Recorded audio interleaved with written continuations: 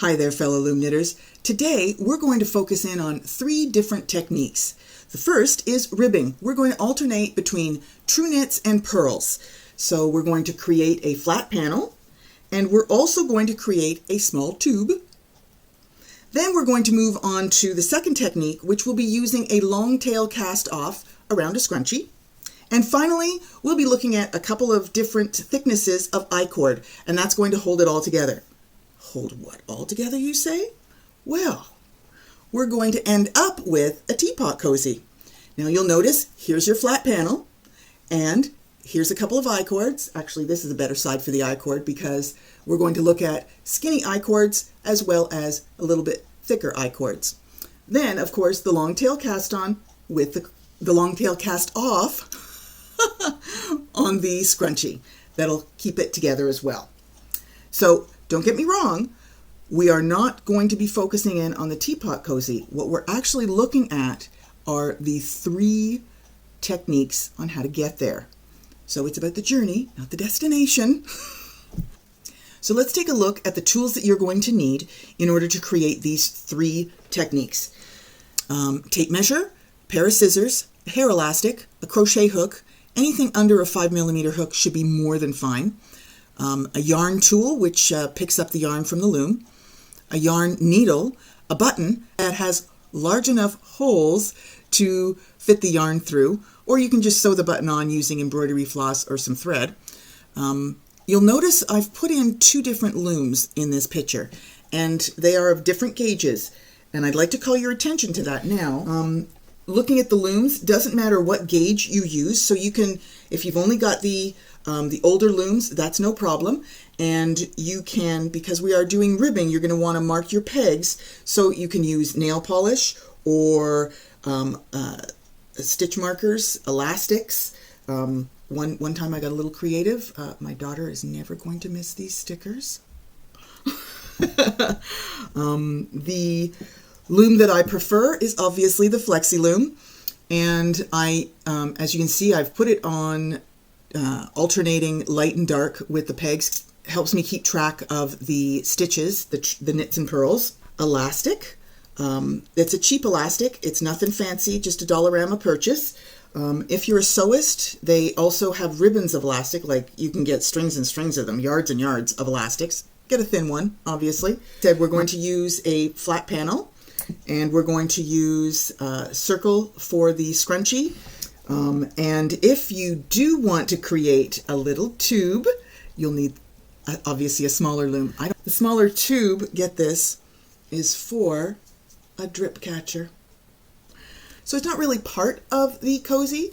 I mean, it can be, but you know, you can just crank out a few of these and have. So, and that one should be in cotton to catch the drips. You don't want, obviously, a fuzzy drip catcher because you'll get fuzzies in your tea.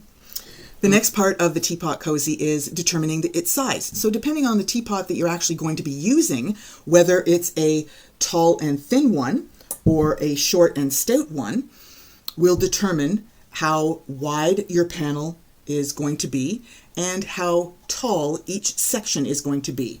So if you've got a taller teapot, you're going to want to measure in inches, because we're not counting rows here, folks. We're going to measure in inches how tall that is, and we're going to add about another inch or 2 on there so that the scrunchie can grab a hold. We're also going to measure the bottom, because that's how many inches across the bottom section has to be. So our panel will start with one side and then go across the bottom and then go on the other side. One panel, 3 sections. Measure. It can get a little persnickety because of the ribbing, and let me show you what I mean. On the sides of this teapot, I've used a 2x2 ribbing, and it does go in and out based on the size of the teapot. So, I mean, you can go either way. You may have to try it a couple of times to see how much you'll actually need, because it does have some negative ease when you do knit it. And of course, if you're doing a 2x2 ribbing on the sides or a 3x1 ribbing on the sides or a 3x3, it'll be much more relaxed and it won't have as much negative ease. So that'll impact the width that you're using. And now I'd like to focus in on the first technique. It is 2x2 ribbing, and you can see the ribs here. They are currently stretched out because they're still on the loom. Once they get a little bit farther out, you'll notice how they do relax and come closer together. But I've set up my loom in a straight line to create the panel. I have alternated the dark and light pegs so that this, for me, is a prompt. It is a visual, color-coded prompt because I have consistently, no matter what project I'm working on, the dark pegs I will purl, and the light pegs I will true knit. Because this is a 2x2 ribbing, I do 2 true knit and then 2 purl.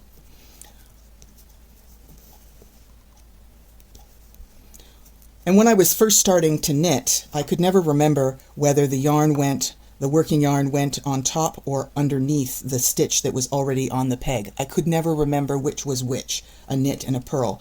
So I had created a technique that works quite well for me. And I apologize if English is not your first language. This is a trick that I use because being a visual person, as I said, it works for me.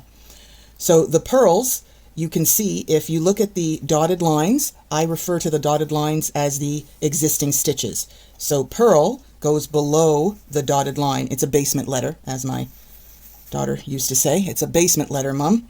So, and the true knit, they are on top of that stitch. So they are on top. So the working yarn is on top and the purl is below. So that's how I remember which stitch is which. And as I said, I've gotten into the habit of creating a true knit on the light pegs and a purl on the dark pegs.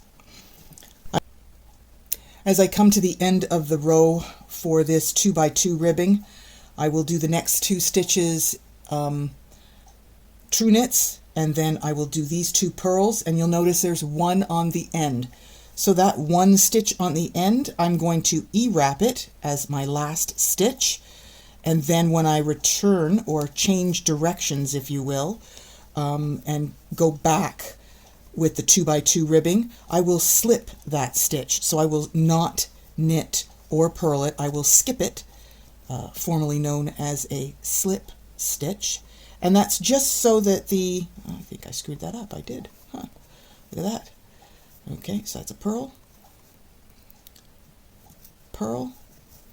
and now an E-wrap. And I'm just doing that, knit over, and then I'm coming yarn in front, and then this will be a purl. And I just wanted to point that out, that the last stitch on either end will be an E-wrap, and then the first stitch on either end will be slipped. And that's just to make a smoother edge, and it's easier to add something to that edge because it is so smooth. And that's the reason I also chose the crochet cast on as well, because it's easy to add something onto it later on if I change my mind and decide to fancy it up with a shell, a crocheted shell on top.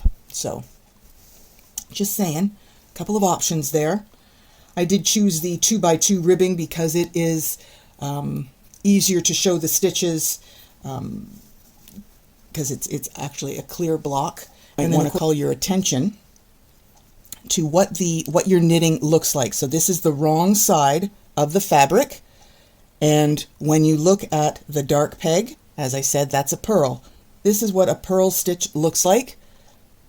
Obviously I had an oops. But this is what a purl stitch will look like, and this is what a knit stitch, a true knit stitch, will look like on the wrong side. So your purls have the little V's, whereas your true knits are straight across when you're doing your knitting. So again, that's just so that I wanted to highlight that you could see and correct any errors as you go if you feel you've made an oops. It's easier to catch when you know what you're looking for. When you flip this over to the right side of the fabric, it is reversed. So now I'm looking at These are purl stitches, and these are your knit stitches. So these are true knits on the light peg, and these are the purls on the dark peg. Just something that will help you as you're knitting other projects. If this teapot cozy is created in 3 sections. The first and the third section represent the sides, and the middle section represents the bottom of the teapot. So depending on the diameter of your bottom of the teapot will determine how many inches you're going to knit, as well as how tall the teapot is will determine how many inches your sides are. When transitioning to the center section, it should be a 1x1 rib, simply because the 1x1 is a tighter rib and will provide better protection between the hot teapot and whatever surface you sit it on. I get into the habit of, when I'm doing a 1x1 rib, the first peg on the link is a true knit and the second peg is a purl, and that's just a habit similar to the lights and the darks. I also do 1x1s, so it's a knit and then a purl. I find I make less errors that way. Also, just an option that you might do for the center section is I currently am using an acrylic yarn and marled together with a cotton yarn. When you do have 2 yarns together that you knit together, it is called marled, similar to the word marble. That's how I remember it. If these 2 yarns were the same, it would be simply doubled. Moving into, as I was going to say, the center section is a good time to add a second cotton strand if you wanted, so that you would be working with 1 acrylic and 2 cotton. Keep in mind, if you do add a second cotton to the center section, it will be a tougher knit to do for however many inches you need to create, because the cotton strand, I find the cotton yarn is not nearly doesn't have the elasticity that the acrylic yarn does. So for me, I find it's a tougher knit the more cotton you add. Just saying. I just like to show you the difference of the transition from a 1x1 rib to a 2x2 rib, and without a transition row. You can, if you look closely, you can see the distinction here, because I just went literally from one to the other, and now you can see when I pull it apart the difference between the 1x1 ribbing on the top and the 2x2 on the bottom. When I pull it apart, it's very easy to see, or not very easy to see, but it's easier to see and make the distinction. So I just wanted to call your attention to how subtle the transition from one type of rib to another type of rib can be.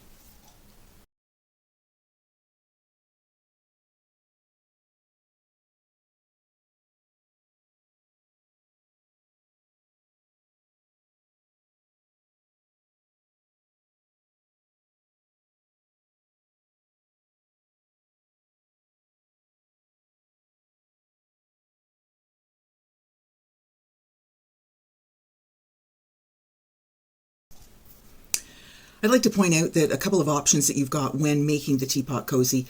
On the side sections, it doesn't have to be a combination of both the cotton and the acrylic yarn. You can just keep it with acrylic only.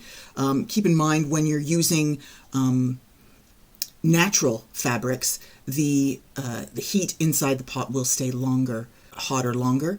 But if you were to switch the 2 side panels to be just acrylic, that would make it easier. As I said, it won't keep your tea for as hot as long, but it will still keep it warm, that's for sure. I mean, it's warm enough for me, not for my husband, but it's all about me anyway. So who's fooling who? Come on. So just seriously, you can make the sides whatever you'd like. It is completely up to you, but the bottom needs to have some cotton. In fact, one of the teapot cozies, I actually used a double cotton and 1 acrylic. That was a real challenge to knit with, but the bottom was much more heat resistant. Putting it on a good table, then you might want to double up on the cotton on the bottom. So just keeping your options open. The next technique that we're going to focus in on is the scrunchie, which will be the long tail cast off. So just pointing out that I've just cast on, I've created one round of single E-wrap, and then I followed it up with a second round. My second round was U-wraps, and that makes that cast on row a little bit tighter because I didn't want to have the crochet cast on, which was a big loop. I wanted something a little bit more close. I also want to point out that I have marked my first peg on this with just an elastic. You can use a stitch marker or nail polish or whatever floats your boat, but the first peg should be marked off. We will need that when we are doing the long tail cast off. So at this point in time, I'm going to continue in the round with just E-wraps for about 4 inches. So, and for me, that happens to be about the length of my middle finger. So when I've created 4 inches, I'll come back to you. And now that I have knit the 4 inches of E-wraps, I'm going to fit my yarn tube through the hole, through the loom, grab my working, whoops, you know what, I almost forgot. We have to take our elastic and just put it over top of that tube because we're going to fold it and capture it inside. So we're going to take our cast on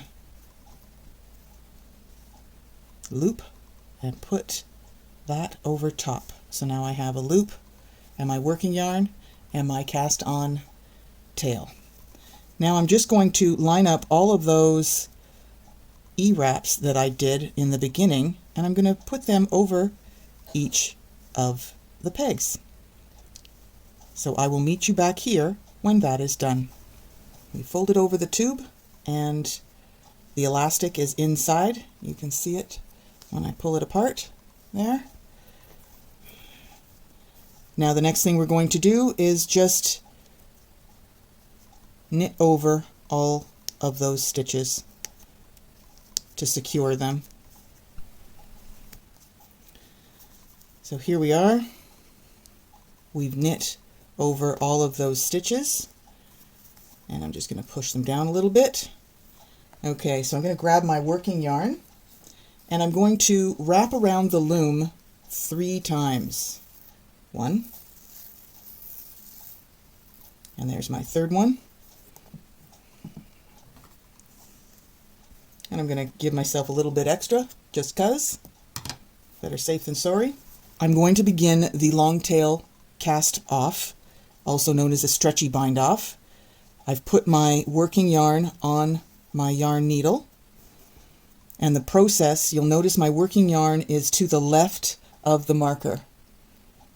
I'm going to go down my marked peg with the yarn needle, and then I'm going to come up on the left hand side, and then I'm going to go around the back and I'm going to go down the peg on the right of the marked peg.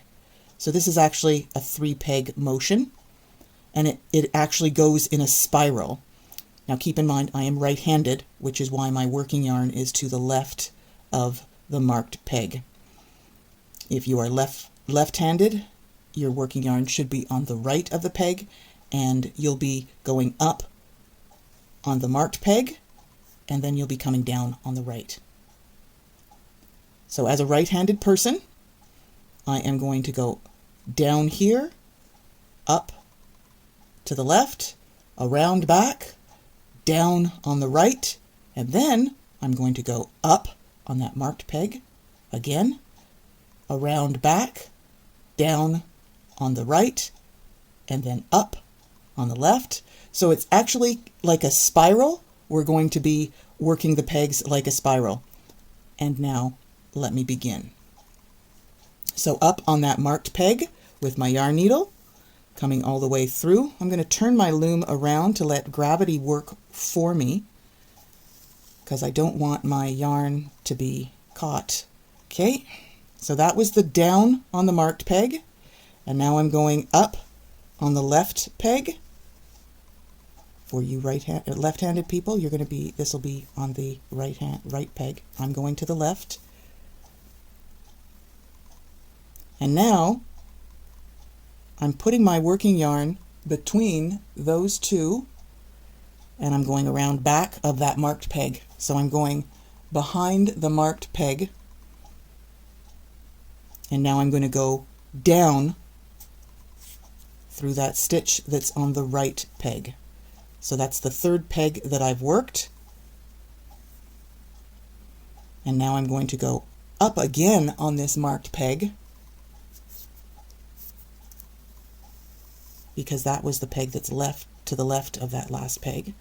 And now I'm going to go around back of the peg to the right on my second peg. You'll notice I've now moved over.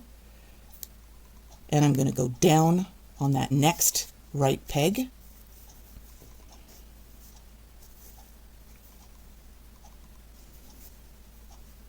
And now I'm going to go up on the peg that's to the left. So I've moved over. I am gradually doing a shimmy in this direction to the right. It's a gradual shimmy because I'm working every peg several times, which is why we wrap the yarn around the loom 3 times, because we're going to use most of the yarn, or a good chunk of the yarn. You'll notice also that the scrunchie is just made out of the acrylic, because that is, it's got the highest elasticity.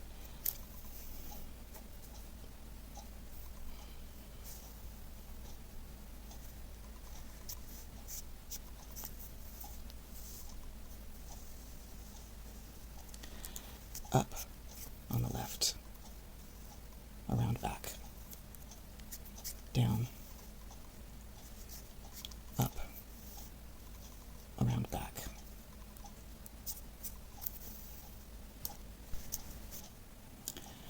And now that I'm almost back to my marker, I'm going to go around back.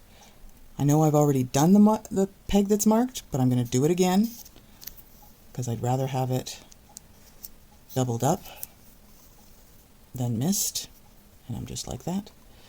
Okay, so that is the long tail cast off. And now I'm going to remove the scrunchie from the loom. So there's my scrunchie, my 2 tails. Now, this is a personal preference. I like to have the seam on the inside circle as opposed to on the outside. If you're working with striped yarn, you may want to have something on the outside, so that's completely up to you. So there's my 2 tails. I've got my cast on tail and I have my cast off tail.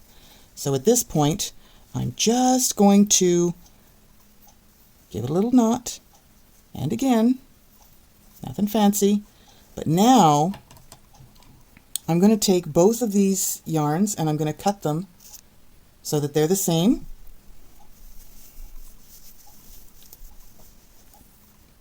And I'm going to take those 2 yarns and I'm going to put them back on my yarn needle, and I'm just going to weave them inside this circle. So I'm going to stick them way over here,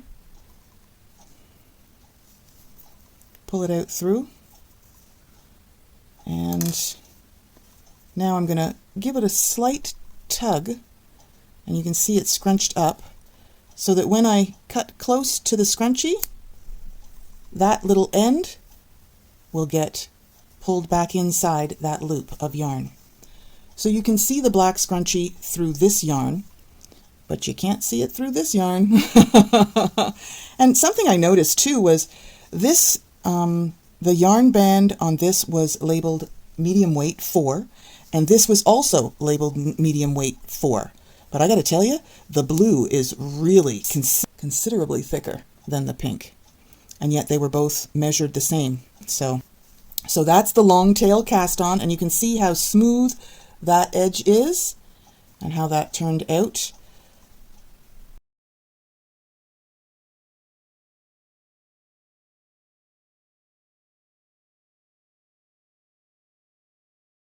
So for our final technique, we're going to create I-cords. The first one we're going to create is only going to use 2 pegs. It's a thin I-cord, and we're going to use it to attach to from the scrunchie onto the panel, and that way we won't lose track of our scrunchie at any time. It'll always be readily available. So let's begin with a 2 peg I-cord. So I've put on my slip knot, and on the peg next to it, I'm just going to do a double E and bring that down. And now I'm going to begin with a figure 8. And that's all this really is. And once you get into the groove of making the figure 8, so around back, and it really is just a figure 8. And because it's only 2 pegs, it takes next to no time at all to actually gain some traction and get a whole bunch of I-cord done.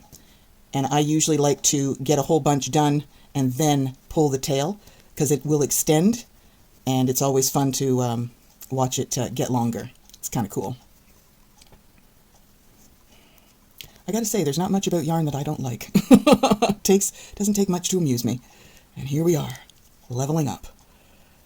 Now these I-cords, you can create an I-cord for all kinds of things. They can be used for handles, and you can make a braid out of them or create a tassel that wouldn't tangle. A tangle-free tassel. Say that 3 times fast.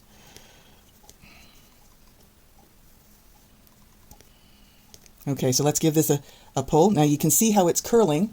Let me just, there we are. You can see how it's curling on the figure 8. And now I'm going to just pull it tight.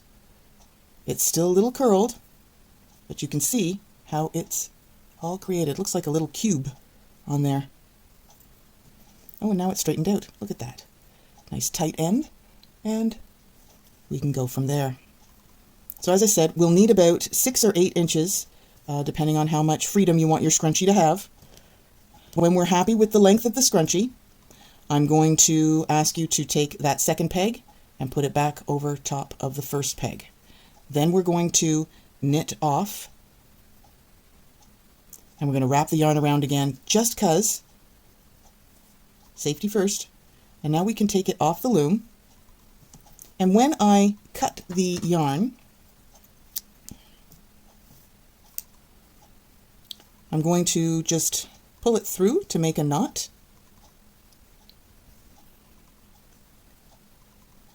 And then pull it through that way as well. And here we go. We've got an I-cord. Next up, let's do a 3-peg I-cord. So again, I've just put my slip knot on a peg, and I'm going to double E wrap those 3 pegs. Well, 2 pegs really. Work the yarn over.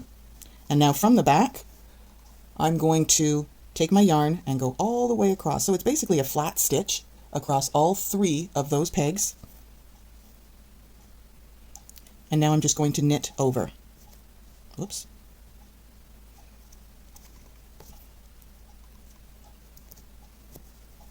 My working yarn is back here, coming around to loop and capture all 3 of those pegs. And again, I'm going to knit over. So 3 pegs, and it's basically a flat stitch. That's all I'm doing. And once again, once you've got a rhythm going, by all means, you can pull the tail of the I-cord, and it will stretch out, and you'll be able to see how much progress you've made. And I'd like to point out, it begins as a V, and then when we pull it, it closes up on itself, and it's got the seam, so it all closes up on itself. So I'm going to do a few more rows, because it's so fun to do. Okay, so I've done a few more inches, and you can see how it looks more like a ladder in there, because these are the flat stitches that come around the back. But now watch when I pull the tail. I'm going to try and capture it without it getting blown out. Here we go. When I pull it, it all shrinks up on itself and closes. And of course it also extends the length of the I-cord as well. So that's kind of cool. And you'll notice that this I-cord is thicker than the first I-cord that I did. Now for cast off, I'm going to take one on the end and put it on the middle, and one on the end and put it on the middle. So now both or I should say all 3 of those stitches are on the middle peg. And I'm going to knit them over, just like that. And then I'm going to take the yarn again and knit it over. And that should make a nice tight edge. So let's just, again, cut my yarn, make a little bit of a knot,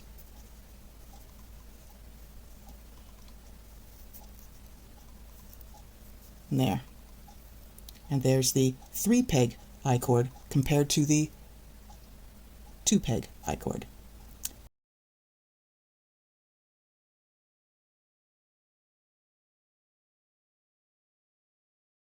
Now that we've learned all 3 techniques, we've created a panel with ribbing and cotton and acrylic together. We've also created a scrunchie with a long tail cast off, and we've created some I-cords, both using 2 and 3 pegs. So now we're going to put it all together. We're going to take the string from the I-cord and up near one of the sides. So I'm going to pull it through that way, and now you can see not only have I got the string, but I'm pulling the I-cord through as well. And that is an option that you can do. You can tie the I-cord in a knot, or you can just have the string, the tail, come out. That's completely up to you.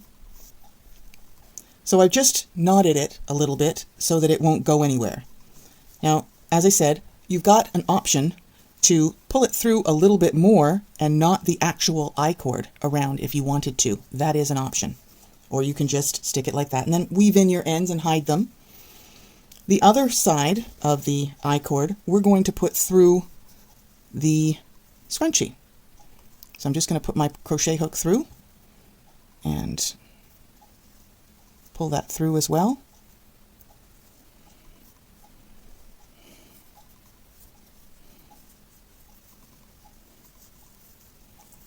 Weave it through a little bit more. Nothing fancy.